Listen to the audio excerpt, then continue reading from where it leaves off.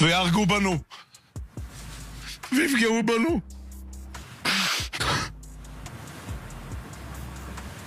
צווחתי את נשמתי בכל מקום שרק היה אפשר שאנחנו נגיע ויהרגו בנו ויפגעו בנו.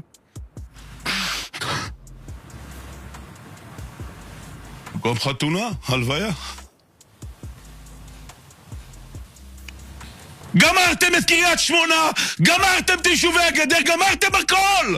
גמרתם הכל כבר! מה אתם עושים, ריבונו של עולם? מה אתם עושים? או שתגידו שאתם לא מסוגלים לטפל באירוע הזה ותשחררו אותנו, או שתעשו מה שצריך כבר, ריבונו של עולם! כמה סיבובים! אנחנו נלחמים על הבית, אנחנו עושים כל מה שאנחנו יכולים פה, אבל אין פה מדינה אחריך!